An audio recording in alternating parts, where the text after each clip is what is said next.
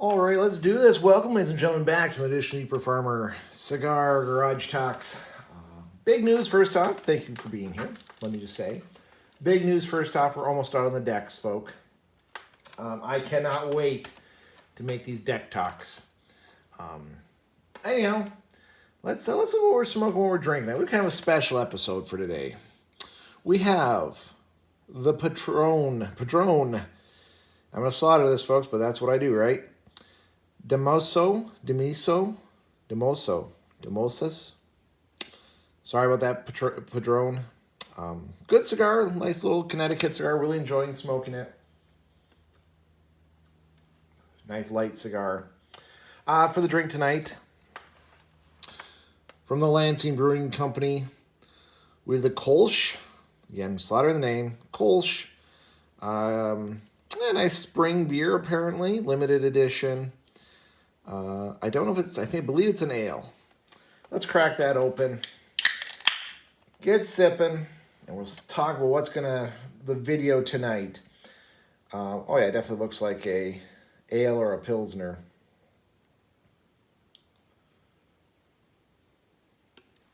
Yeah, very light beer. That'll go good with a light cigar. That's a good spring beer right there.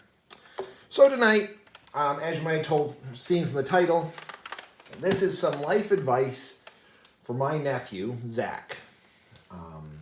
Congratulations, first off, Zack, on your completing of college, heading out into the real world. And your sister, my niece, asked me, and asked all the family actually, to give you little pieces of advice. I still might write some down. I know she wants the written format so she can put it in type of a memory type thing. But, yeah, I like to record videos. I like to smoke cigars, and I like talking. So you get a video. Again, I probably will. Your sister's a lot like your mother. Sorry, your sister's a lot like her mother, and your mother too. My sister. Quite demanding. So I'm guessing she will not let Uncle Youper here off the hook until I both finish this video and send her something in writing. But she asked for us to share some stories, fond memories, and some advice going into the future. Now, sadly, I don't have many stories of us together. Most of mine are when you were very, very, very little. And that's pretty much because I think you're 23. So that means when you were born, I was around 17 years old. So to say there was a little bit of a gap between me and your mom in age is an understatement. So, when you were young growing up, when grandma or grandpa would go visit you, I'd come with them, of course. But truthfully, at that time, I was focusing on starting my life. Getting to college, getting the hell out of Houghton. Getting the hell out of the UP was my ultimate goal. We definitely see how that worked. So, we did we didn't have as much of a close connection as much as your mom had hoped for and some other people in the family had hoped for, but some of that had to deal with the fact, again, there was a huge age gap between your mom and me. There's also the fact that I, decided to stay in the UP, and going to family functions got increasingly difficult the larger my family got. Not blaming anyone, not saying it's a horrible thing, just the way of life. So I'm going to hit more towards that, giving you advice. Take it, leave it, doesn't matter. I'm going to give the advice anyway, mostly because I've lived a very interesting life.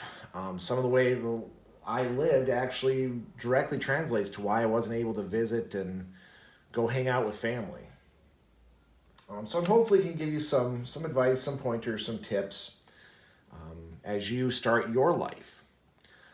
First and foremost, remember it is your life. This is one of the things that my family had the hardest time with. My sisters, my brother, my mom, my dad, your grandma and grandpa, your aunts and uncles. they had the hardest time realizing that it was my life. Well, they all went and got their bachelors and started jobs making, really good money,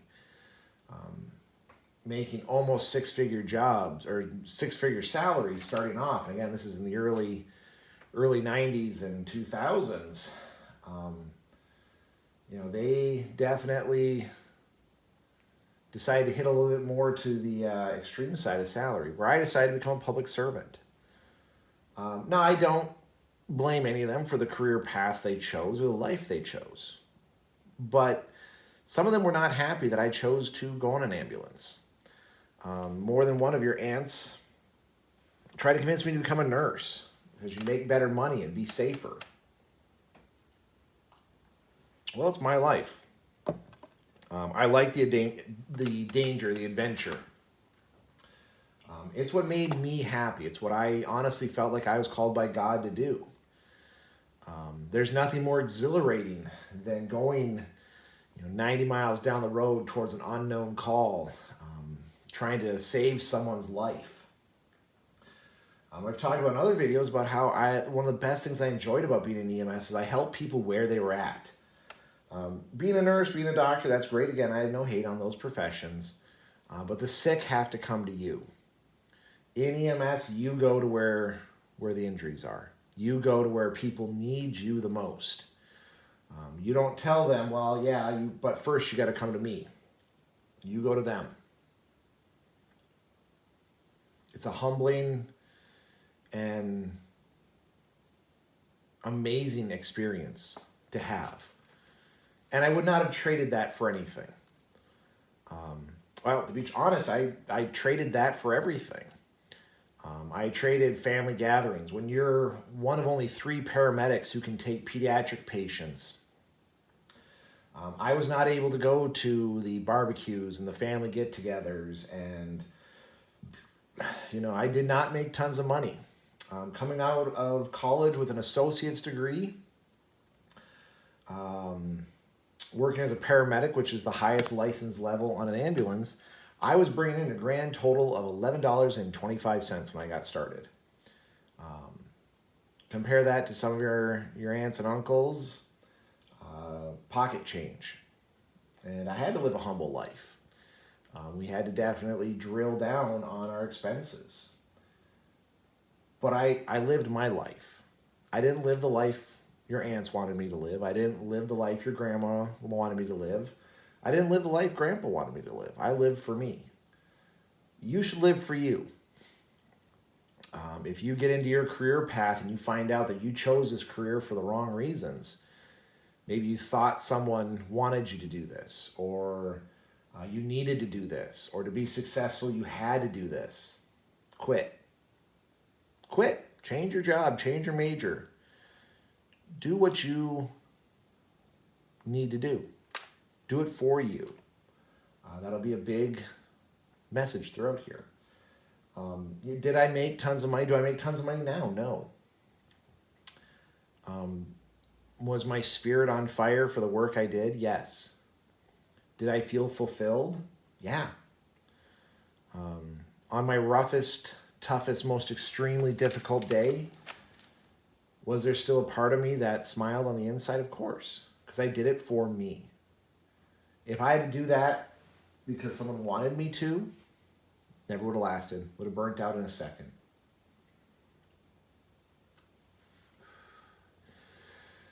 Next, on those lines, like I said, I had to live very humbly. Hopefully you went to college. I know you went to college, obviously you went to university. Hopefully you don't have much debt. I cannot advocate enough. Get out of debt. That Dave Ramsey's Baby Steps is an amazing program. Read it, learn it, love it. Control your finances. When you have control of your finances, you have freedom. Now, I succeeded at this, and I definitely failed at this many, many times. I had many times when I was living from credit card to credit card. I made some dumb financial decisions. Do realize it's never too late for you to correct that mistake. You can never be in so much debt that there's no way out. The only way there's no way out is if you keep doing what you're doing and not change something. But if you can, as early as you can, work your butt off to pay off all your bills. There is something magical about having your debt paid off. Not having to live paycheck to paycheck. Being able to have a larger bill come in and know you have the cash to pay it off. It's amazing how much we can become a slave for the dollar. And along that lines, don't work for money. As I talked about a couple of videos back, I was a silk. Single income, lots of kids, lots of children. I loved them all. Yes, they're expensive. Yes, it took sacrifice. Some of that, unfortunately, our relationship fell victim to. As your aunts and uncles try to convince me to drive downstate for, Christmas or Thanksgiving or whatever the celebration might be, I had to look hard. Did I have the money to do that trip? Could I make a lot more money by working some overtime or some holiday shifts? And it was tough calls. What gave me more satisfaction? What was more feasible? And unfortunately, again, no one's fault. I'm not blaming anyone. Many times it came down to saving the money was better for me in the long run. Delayed gratification, one of the hardest things any generation can deal with. Instant gratification versus delayed. Hopefully you can appreciate having that delayed gratification. It's hard to do, trust me. I just got my tax return back and I have to fight to try and keep it in my bank account.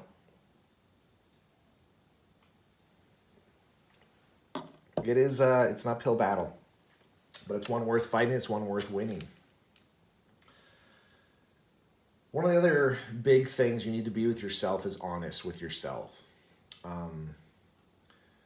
This is one of my biggest pet peeves. So many people I've known, relatives, friends, strangers, who will tell me that, family means everything to them, let's say.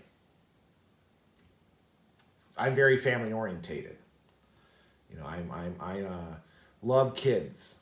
Okay, well, why don't you have any? Well, first I want to, advance my career. I want to be a working, a successful businessman, a businesswoman. Well, then family's not important to you. Having a career, having money, having notoriety, having fame, that's important to you. If you honestly were to look at me today and tell me that the most important thing to you was to be the greatest engineer, but yet you're working as a stock clerk or you're working as a CAD plan proofer, well, I'd call bullshit on that. You are not going towards being the best engineer there is. You might be telling me, well, I need more education, I need more training. Well, there's something you need to learn.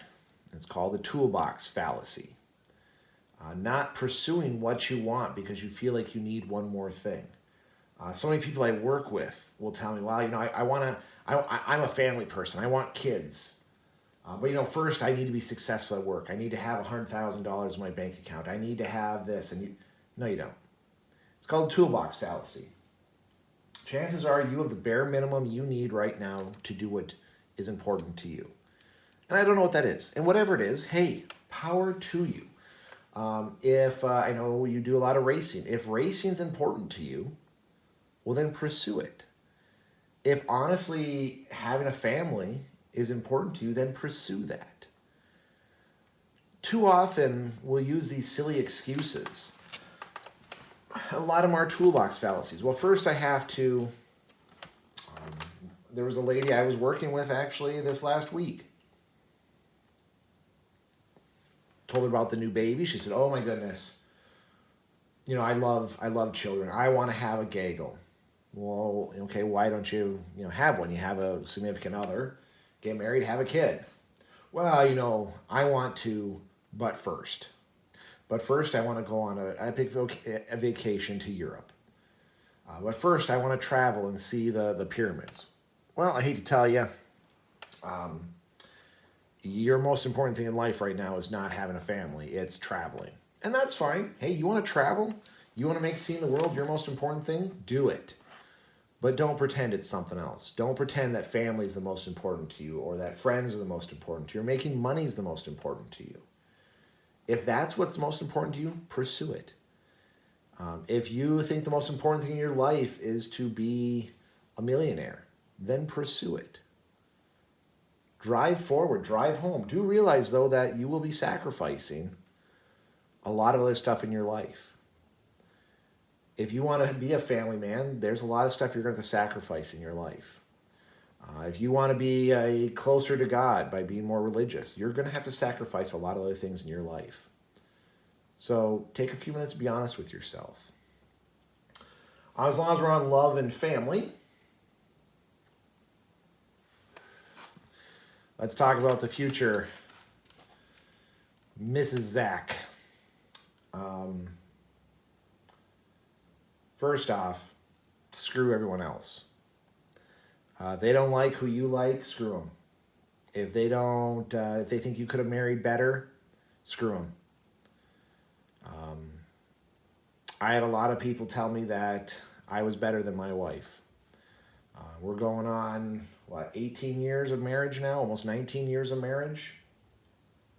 Screw them. They don't know what the hell they're talking about. You do it for you. But don't try to change someone. You either marry them for who they are and all their faults and all their failings, or you move on. And on that, if you're dating someone and they're not the one, cut them loose. Let them find the one. Let yourself find the one. Just staying in a relationship because it's comfortable, to hell with that. If it ain't moving forward, you both need to pursue what's actually going to make you happy. Like I said, be honest with yourself. Once you do find the one of the tests you can do is leave them for a weekend and take better offers, right? Have a buddy tell you, hey, we haven't went out and gone shooting in a while. Why don't you come shooting? Hey, we haven't gone out and went mudding. Come go mudding. Yeah, let's go fishing or hunting this weekend. And if while you're out there, the only thing you think about is you're the person, your significant other you left behind, the whole time you're wondering what they're doing, the whole time you're thinking, man, it'd be so much funner so much better if my significant other was here, that's probably the one. But if you don't think about them the entire time you're out with the buddies, better take a long, hard look on that relationship. But just remember, you can't change them. Don't try it. Don't try to see the best side of them and try to bring that out. See the side they show you. And if you love that side, if you want to live with that side the rest of your life, do it. As I said in an earlier video, don't wait to have kids. Do not wait to have kids. Do not say, well, I'm going to marry this girl and we're going to wait like 5 years to have kids. Bullshit. I had kids when I was 21 and I just had a kid when I'm 40. 100%. It was easier to have kids dirt poor at 21. I had more energy, more vitality. I had more go. I had more whimsical joy in the world that I could share with that infant. At 40, I have a lot of money. I have more time I can commit to the kid. I love them just as much as I love my first, but yeah, I don't have as much energy. It's harder. Luckily, I have a lot of helpers. I can't even imagine what it'd be like to have your first kid at 40. The thought is absolutely horrifying. I can tell you 100%, I was dirt poor when I had my first kid, and I'm so glad I did it then. If I would have waited till now, till I actually had a job and that paid a lot and savings in the bank and financial security, would have made this process any easier. So don't wait. Have kids. Have them early. Have lots of them too. Well, we've talked about love. We've talked about death. Last piece of advice I can give you is death. Let's talk about death. Yeah, this is that awkward moment whenever mortality gets brought up with your uncle. Your aunts absolutely hate it. Grandma and grandpa absolutely hate when the topic of death gets brought up. They'd rather I talk about marriage. They'd rather I talk about love. They'd rather I talk about family and money. They don't like when I talk about death. I was lucky in the sense that I saw death every day on the rig. I faced my own death more times than I can count. And I almost died twice. 2 times I stared death right in the face. Now, because I dealt so much with it, my death never really fazed me. I realized I was mortal. I realized that my hard job would one day lead probably to my demise. So I tried to live life accordingly. I tried to make sure I had no bucket list. I wish there was a way that every young person could face mortality. So much can be learned when you do. There's that stupid country song, Live Like You're Dying. Thing's dumb. Because there's no way of actually explaining it to someone. To be in the presence of it. It's powerful. And then after you experience your own,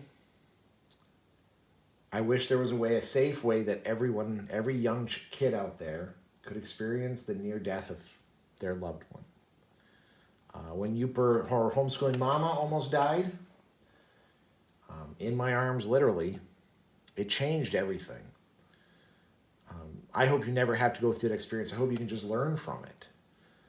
I had faced the fact that I was mortal and I was going to die. I had not faced the fact that my wife, the mother of my children, one of the most important people in my life could die. Arguments that we had became stupid. They weren't important anymore. We didn't fight about small stuff, whose turn it was to fold the clothes or wash the dishes. When I had to face my wife's death, or possible death, was one of the most moving and one of the most growing experiences I ever had. Really put in perspective how dumb some of the stuff I got worked up about was. I wish there was a way I could take my knowledge and experience and what I went through and impart it on you. There really isn't. Sure, it's sap. You probably heard this on a lot of TikTok videos and Instagrams and stuff like that. Seen the stories passed around.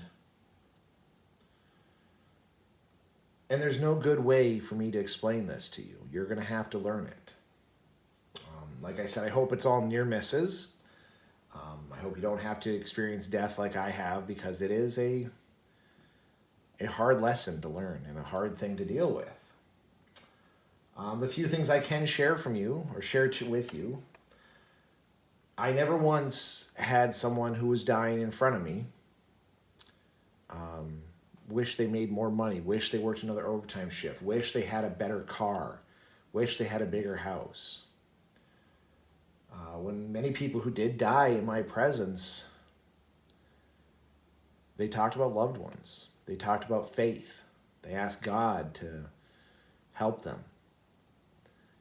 They wanted to make sure that their significant other was going to be taken care of. More than once, I would have someone look over at their son or their brother or whoever and say, "Take care of so-and-so for me," and then pass. Again, I'd never once had someone say, "Hey, Go run my credit card up. Hey, go buy that big boat. Never had anyone say, hey, go give me one more shot of whiskey. Or go grab me the good cigar. No, but I had a lot of them say they wanted to talk to a loved one. Call my mom, call my dad, call my wife. Let me just talk to my kids one more time. Pass a message on to them. That's one of the most powerful things. If you never experienced death, I don't know if you'd understand. Having someone who has millions of dollars versus someone who has nothing, has millions in debt. They both wish for the same thing. More time with family, getting closer to God, and being with the ones they love. That's the truth of it. In someone's demise, you can see what is the most important in their life. What is the most important in anyone's life. Trust me, I never had anyone say, I just wish I could have made it to South America. No. They just say stuff like, I wish I could have mended a relationship with a brother, a sister, a friend, a parent. No one calls out to a celebrity when they die. They call it to their friends, family, and loved ones. It puts everything in perspective, really. What's most important in your life? Is following some Instagram model online really that important? Some YouTuber? Do they even care about you? If you died tomorrow, would they notice that you're no longer following them? But if you died tomorrow, who would notice? Who would take note? Trust me, it's a lot more people than you know, or willing to admit, or able to admit. I see the people who leave this world early, on their own accord, as they say. Loved ones and people who miss them dearly come out of the woodwork. You mean more to more people than you're ever able to list or admit. More tears we shed for you than are shed for any famous movie star. Keep that in perspective. Know that there are many people out there who care desperately about you and dearly about you. Maybe they're not saying it. Maybe they can't or won't, but they do, and that matters. That makes a difference. So have fun. Don't let other people lead your lives. Don't have a bucket list. Do not have a bucket list. If there's something you want to do, do it. Again, on death, some people's almost everyone's bucket list, I consider lame. Not to be mean or rude, but because there's stuff you could do with $1,000 and a long weekend. If you honestly have on your bucket list, I want to go to Rome. Tickets to Rome are about $600. Visa is about $200. Stay at a hostel or an inn, another $200. Boom, over a weekend, you went to Rome. You're like, but that'd be such a quick trip. I want to go for a month, for a week, for a year. Okay. The hardest part is the first step. There is a saying that once you've gone to the moon, you can always go back. Once you've proven you can do it once, you can do it again. So if you do want to go do some big bucket list thing, although most people's bucket lists are like, I just want to go see the mystery spot in St. Ignace. Pretty simple one. Again, $1,000 in a weekend, and there you go. But if it's something big, do it. Do it real quick. A quick trip to Europe and back, but it proves you can do it. Most of us will sit there paralyzed in fear, start building our toolbox fallacy, and never once just do it. You do it that first time, I guarantee you the next time it'll be easier. It's just like starting anything new. The first time you do it, it's scary, it's nerve-wracking, but once you've done it, it's easy. Why didn't I do this before? I've never heard anyone try something new and say, man, I wish it was so much more harder than I thought. No. Like, that was dumb. That was easy. Now I know what to do next time. Once you've been to the moon, you can always go back. So just get there first. Don't have a bucket list. It's not worth it. Again, a long weekend. Take a 4-day weekend, a 3-day weekend, and $1,000. I guarantee you 90% of what you want to do can be done. At least you can get your first footsteps on that moon. Maybe you want to go back, but it won't seem as challenging the second time around. Anyway, Mr. Zack, this is getting kind of long. I highly doubt you'll actually watch this. Who knows? You're young. You're dumb. I'm young. I'm dumb.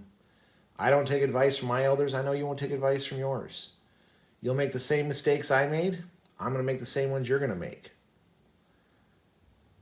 And together we're going to make all new ones. So anyway, do what you got to do with what you got. Love, be with family, know what's important to you. Don't build a toolbox fallacy. For God's sakes, take that step onto the moon. Anyway, Zach, hope you have a wonderful time and a successful life outside of college. Please stay safe out there. Hopefully our paths will cross in the future. We'll see you on the next one.